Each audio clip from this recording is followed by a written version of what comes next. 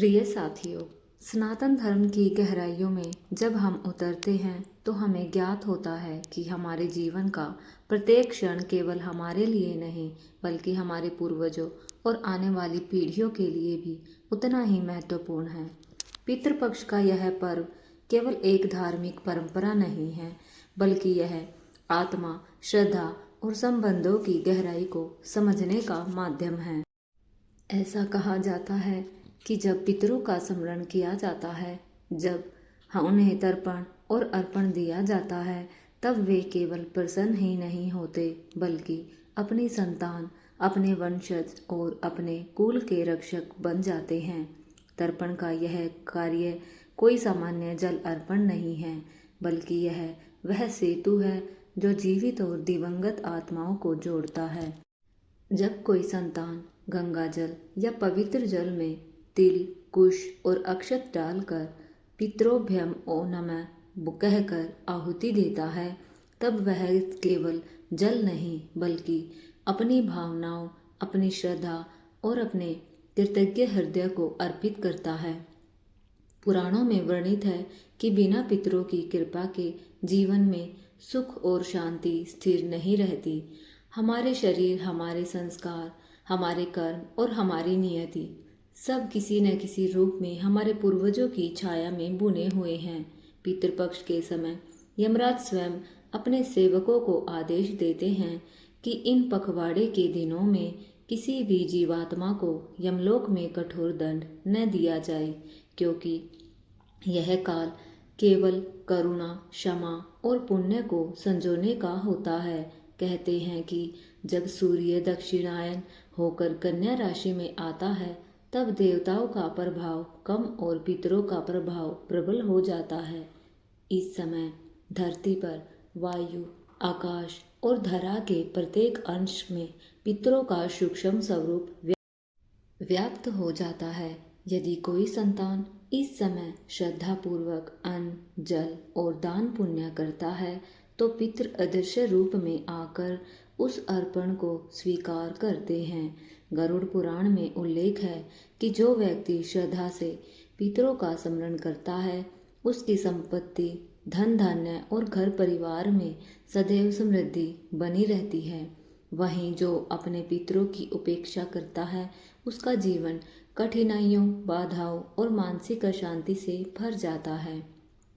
श्रीमद् भगवत गीता के 7वें अध्याय में भगवान श्री कृष्ण अर्जुन से कहते हैं, हे पार्थ, मुझ में आसक्त मन वाले, योग में निरंतर लगे हुए और मुझ पर आश्रित भक्तजन मुझे संपूर्ण रूप से और बिना किसी संदेह के किस प्रकार जानेंगे, यह तुम मुझसे सुनो। हरे कृष्ण प्रिय श्रोताओं, यह पितृपक्ष का पावन समय है जब हम अपने पूर्वजों को स्मरण करके उनके प्रति श्रद्धा और कृतज्ञता अर्पित करते हैं।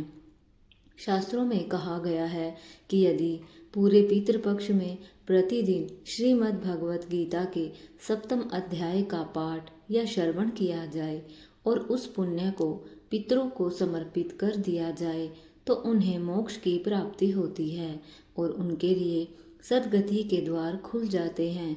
आज हम सबको यह महान अवसर प्राप्त हुआ है कि हम बड़े ही भाव और श्रद्धा के साथ भगवान श्री कृष्ण का ध्यान करते हुए भगवत गीता के उसी 7वें अध्याय का श्रवण करेंगे जिसे स्वयं भगवान ने कुरुक्षेत्र के रणभूमि में अर्जुन को सुनाया था। केवल इतना ही नहीं, एक बार माता पार्वती ने भी भगवान शिव से यही प्रश्न किया था कि पितरों को मुक्ति किस प्रकार मिल सकती है। तब महादेव जी ने देवी पार्वती जी से गहन रहस्यमय पूर्ण वर्णन करते हुए यही उपदेश दिया था कि भगवत गीता का श्रवण तथा पाठ पितरों को परम गति प्रदान करता है। अतः इस दिव्य अवसर पर हम सभी मिलकर भगवान श्री कृष्ण और शिव जी के इन वचनों को स्मरण करते हुए गीता के 7वें अध्याय का पाठ सुने और अपने पितरों से प्रार्थना करें। हे पूज्य पितरों, आप ही हमारे जीवन की जड़ है। आपसे ही यह वंश वृक्ष पल्लवित और पुष्पित हुआ है। हम सभी आपको बार बार नमन करते हैं और यदि जाने अनजाने हमने किसी प्रकार से आपको दुख पहुंचाया हो तो हम अपनी भूल के लिए क्षमा याचना करते हैं। आप हमें सदैव आशीर्वाद दें कि हमारे जीवन में धर्म, सत्य और करुणा का वास हो। ओम पितृभ्यम स्वधा नमः।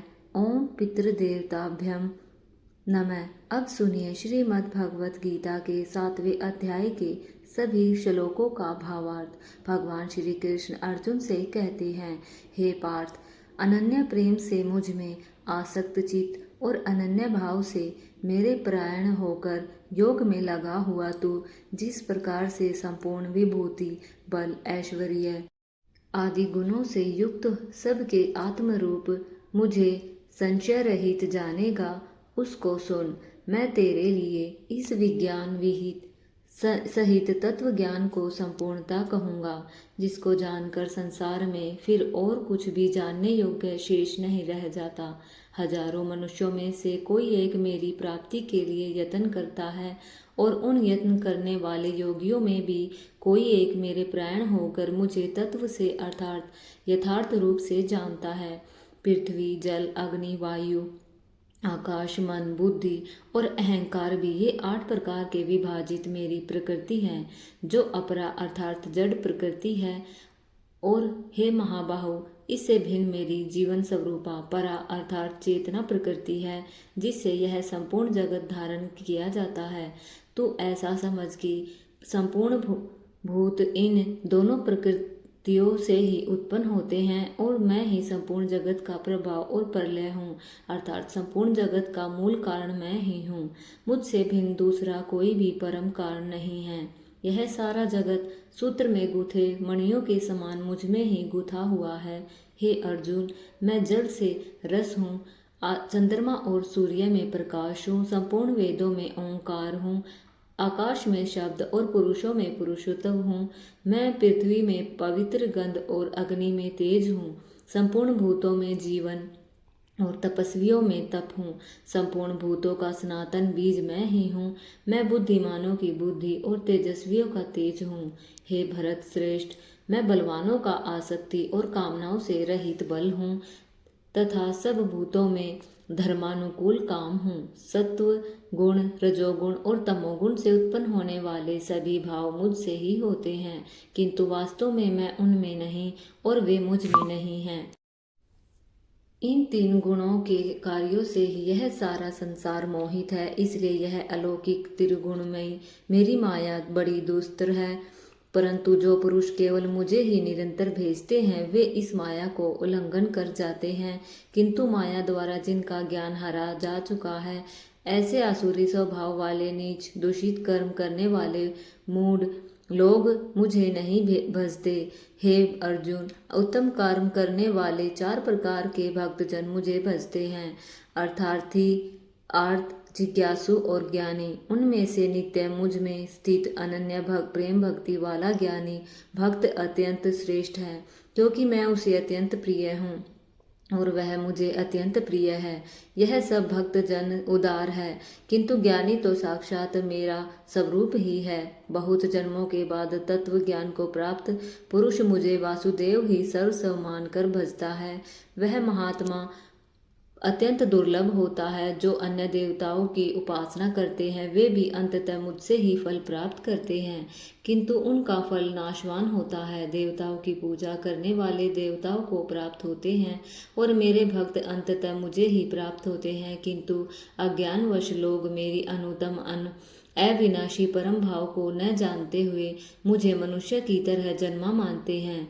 मैं अपनी योग माया से छिपा रहता हूँ और अज्ञानी लोग मुझे जन्मे मरने वाला समझते हैं, किंतु हे अर्जुन, मैं अतीत, वर्तमान और भविष्य के सभी प्राणियों को जानता हूँ, परंतु मुझे कोई नहीं जानता। जो निष्काम भाव से श्रेष्ठ कर्म करते हैं, उनका पाप नष्ट हो जाता है और वे रोग द्वेष से मुक्त होकर दृढ़ निश्चय से मुझे भजते हैं। जो पुरुष मेरी शरण में होकर जरा मरण से मुक्त होने का प्रयास करते हैं, वे ब्रह्मा, आध्यात्म और कर्म को जान लेते हैं। जो पुरुष अधिभूत, अधिदेव और अधिज्ञ सहित अंतकाल में भी मुझे जानते हैं, वे मुझे ही प्राप्त होते हैं। इस प्रकार 7वें अध्याय का उपदेश समाप्त हुआ। इसके उपरांत भगवान शिव ने माता पार्वती से 7वें अध्याय की महिमा सुनाई और संपूर्ण नामक ब्राह्मण की कथा सुनाई, जो धन तो बहुत कमाता था परंतु पितरों और धार्मिक कर्मों की उपेक्षा करता रहा।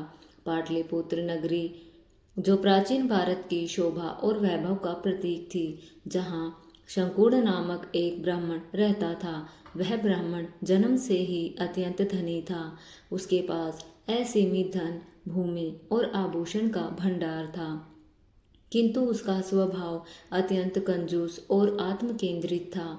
उसने अपने जीवन भर कभी भी दान, धर्म, यज्ञ, हवन या श्राद्ध जैसे कार्यों में भाग नहीं लिया।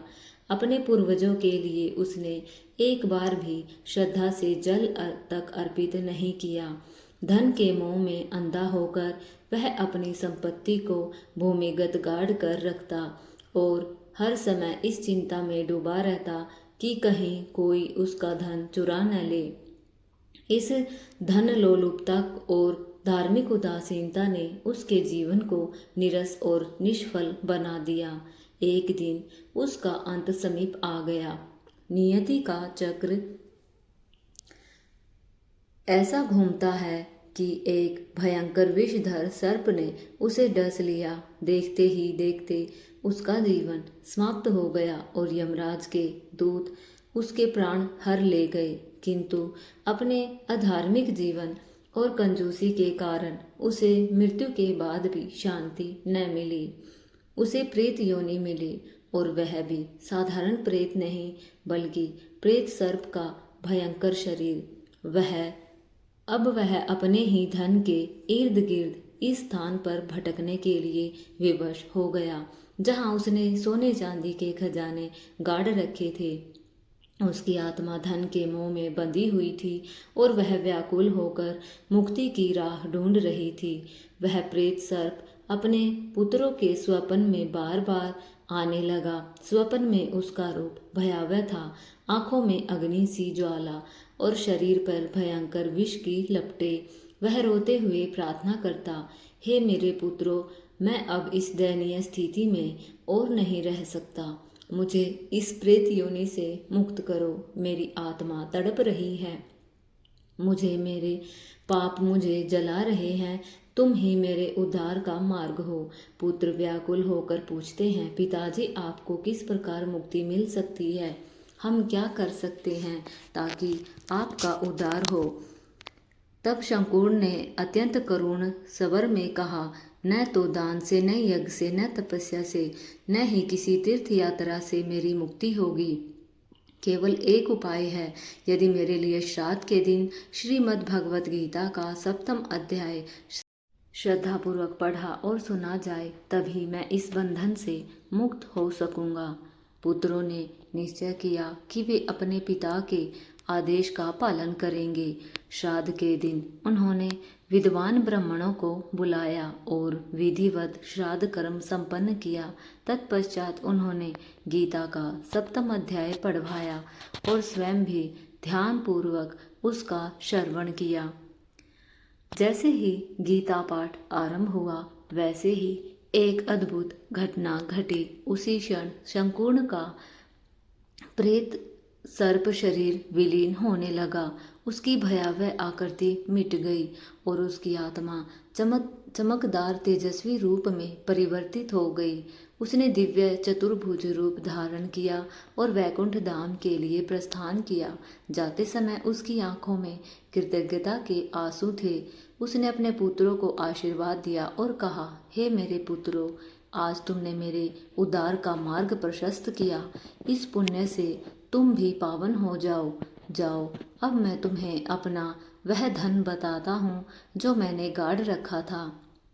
उस धन का उपयोग लोभ के लिए मत करना, बल्कि उसे धर्म, दान और लोक कल्याण के कार्यों में लगाना। पुत्रों ने पिता की आज्ञा का पालन किया। उन्होंने गड़ा हुआ धन निकाला और उसका उपयोग मंदिर निर्माण, अन्नदान, गौ सेवा और निर्धनों की सहायता में किया। स्वयं भी उन्होंने गीता पाठ का नियम बनाया और प्रतिदिन श्रद्धापूर्वक उसका अध्ययन करने लगे। धीरे धीरे उनके जीवन से अज्ञान का अंधकार मिट गया और वे भगवान की शरण में पहुंच गए। अंततः उन्हें भी भगवान के चरणों की प्राप्ति हुई और उनका जीवन धन्य हो गया। भगवान शिव ने यह अद्भुत कथा सुनाते हुए माता पार्वती से कहा, हे देवी, इस कथा का गूढ़ रहस्य यही है कि गीता का 7वां अध्याय मात्र एक पाठ नहीं बल्कि परमात्मा का प्रत्यक्ष स्वरूप है। जो कोई इसे श्रद्धापूर्वक सुनता है या सुनाता है वह सभी पापों से मुक्त हो जाता है और अंततः मोक्ष की प्राप्ति करता है। गीता का यह अध्याय आत्मा के बंधनों को काटने वाला और जन्म मरण के चक्र से छुड़ाने वाला है। प्रिय श्रोतागण, संपूर्ण ब्राह्मण की यह कथा हमें एक गहरा संदेश देती है कि जीवन का वास्तविक धन केवल सोना चांदी या गड़ा हुआ खजाना नहीं है, बल्कि धर्म, श्रद्धा, भक्ति और पुण्य के कर्म हैं। लोभ, कंजूसी और अधर्म का परिणाम यह होता है कि आत्मा भटकती रहती है और मुक्ति से वंचित हो जाती है। किंतु जैसे ही गीता का पावन पाठ किया जाता है, आत्मा के बंधन टूट जाते हैं और वह परम शांति, परम धाम की ओर अग्रसर होती है। इसलिए मित्रों, हमें चाहिए कि हम अपने जीवन में गीता के संदेशों को अपनाएं, अपने पितरों को श्रद्धा और तर्पण से प्रसन्न करें और दान, सेवा तथा भक्ति में मन लगाएं। यही हमारे जीवन की सच्ची विरासत है और यही हमारे भविष्य को उज्जवल बनाती है। इस दिव्य संदेश को स्मरण करते हुए आइए हम अंत में प्रेम पूर्वक उच्चारण करें, श्री मद्भगवत गीता की जय, श्री कृष्ण भगवान की जय, ओम पितृदेवताभ्य नमः। इस प्रकार हमारी श्रद्धा और भक्ति और कर्म से हम अपने जीवन और अपने पूर्वजों के लिए सुख, शांति और मोक्ष की प्राप्ति सुनिश्चित कर सकते हैं। इस प्रकार आज की यह कथा यहीं समाप्त होती है। हमें पूर्ण विश्वास है कि आप सभी को यह कथा न केवल रोचक लगी होगी बल्कि इसके माध्यम से जीवन, भक्ति और पितृ श्रद्धा के महत्व को समझने का अवसर भी प्राप्त हुआ होगा। प्रिय मित्रों, यदि आपको यह कथा पसंद आई हो तो कृपया कमेंट में जय भोलेनाथ अवश्य लिखें और अपने विचार हमारे साथ साझा करें, क्योंकि आपकी प्रतिक्रिया हमारे लिए अत्यंत मूल्यवान है। साथ ही इस वीडियो को देखने के लिए हम आप सभी का दिल से धन्यवाद करते हैं और आशा करते हैं कि आप हमेशा ऐसे पवित्र और ज्ञानवर्धक संदेशों का आनंद लेते रहेंगे। धन्यवाद।